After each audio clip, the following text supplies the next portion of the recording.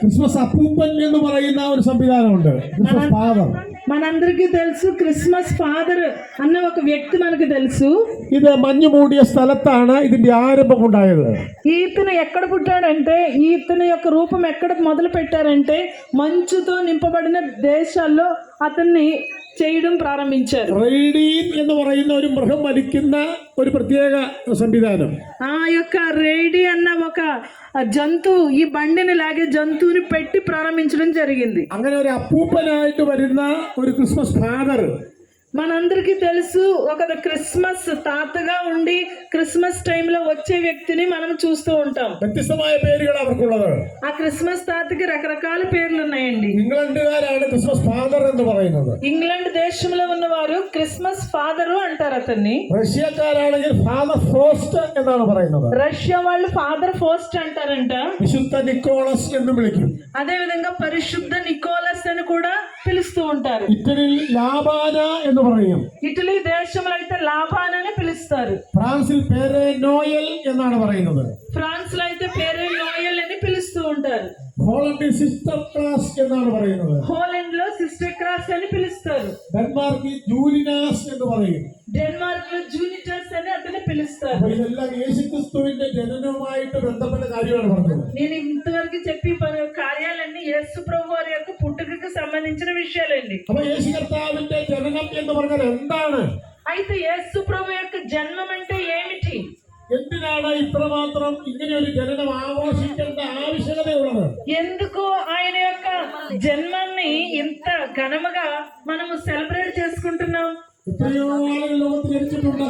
ఎంతో మంది లోకంలో పుట్టారు కదా. നമ്മുടെ ഇന്ത്യ കണ്ട മഹാന്മാര് തന്നെ എത്ര പേരുണ്ട്? మన ఇండియాలోనే ఎంత ఉన్నతమైన వారు జన్మించారండి. അങ്ങനെ നിരവധി ആളുകൾ ഭാരതത്തിന്റെ സീമകളിൽ ഉന്നതന്മാരുള്ളവർ ഇരിക്കെ ఈ యొక్క భారతదేశంలో అనేక ఉన్నతమైన వ్యక్తులు ఉన్నప్పుడు ലോകത്തിന്റെ ഇത്ര തിരക്കിൽപ്പെട്ടു പോകുമ്പോഴും ജനങ്ങൾ മറന്നുപോകാതെ ആചരിക്കുന്ന ഈ ക്രിസ്മസ് എന്ന് പറയുന്ന സന്ദേശം ആചരിക്കുവാൻ പ്രധാനപ്പെട്ട കാരണം എന്താണ്? ఈ లోకము ప్రస్తుత పరిస్థితుల్లో చూసినట్లయితే ఎంతో బిజీగా ముందుకు వెళ్తూ ఉన్నప్పుడు క్రిస్మస్ ని జ్ఞాపకం చేసుకుని జరపడంలో ఉన్న ప్రాముఖ్యత ఏమిటి అని ఆలోచిస్తే അപ്പൊ യേശുവിന്റെ ജനനം എന്ന് പറയുന്നത് ഒരു സാധാരണ ജനനമല്ല. యేసు ప్రభు వారి యొక్క జన్మం ఒక సాధారణమైనది కాదు అని మనకు తెలియజేస్తుంది. യേശു ക്രിസ്തു എന്ന് പറയുന്നത് സാധാരണ ഒരു വ്യക്തിയല്ല. యేసు ప్రభు వారు ఒక సాధారణమైన వ్యక్తి కానే కాదండి. അപ്പം ഇതുകൊണ്ട് എല്ലാവരിൽ നിന്നും എല്ലാറ്റിൽ നിന്നും വ്യത്യസ്തമായ ഒരുവനാണ് കർത്താവായ യേശു.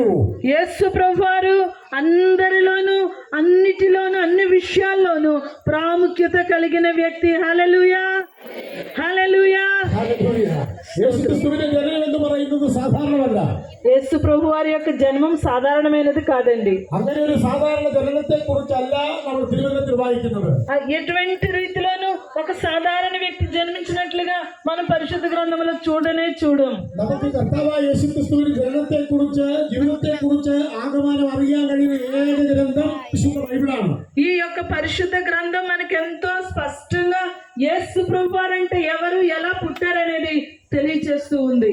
യേശു ക്രിസ്തുവിനെ അനുഗമിക്കാത്ത ആളുകൾ കുറവാണ്. యేసు ప్రభు వారిని అనుగమించకుండా ఈ లోకంలో ఉన్నవారు చాలా తక్కువ మంది. യേശു ക്രിസ്തുവിനെ കുറിച്ച് പ്രസംഗിക്കാത്ത ആളുകൾ കുറവാണ്. యేసు ప్రభువాని గురించి ప్రకటించకుండా ఉండేవారు తక్కువ అండి ఈ లోకంలో. നമ്മുടെ ഭാരതത്തിന്റെ മഹാത്മാഗാന്ധി మన యొక్క భారతదేశంలో ఉన్న మహాత్మా గాంధీ గారు ഒരിക്കൽ പറഞ്ഞൊരു കാര്യമുണ്ട്. ఒకసారి ఇలా చెప్పారు ఆయన, യേശുദേവനെ പോലെ നല്ലൊരുവിനെ കാണുവാൻ കഴിയുകയില്ല. యేసు దేవుడు వంటి దేవుణ్ణి ఈ లోకంలో వేరొకరిని నేను చూడలేదు అన్నారు. നമ്മുടെ ഭാരതത്തിൽ നിറകിൽ ജീവിച്ച രാജാറാം മോഹൻ റോയ് പറഞ്ഞൊരു കാര്യം ഇതാണ്.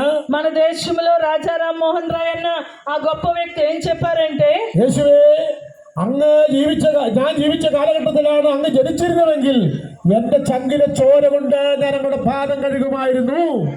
యేసు ప్రభువా, నీవు పుట్టిన సమయంలో నేను పుట్టి ఉండుంటే నా హృదయాన్ని పగలగొట్టి ఆ రక్తంతో నీ పాదాలు కడిగి ఉండేవాడిని అని చెప్పాడంటే. അങ്ങനെ എത്ര ഉന്നതന്മാര് പറഞ്ഞിട്ടുണ്ട് യേശുവിന്റെ ജനനം അത്ര ഉന്നതമാണെന്ന്.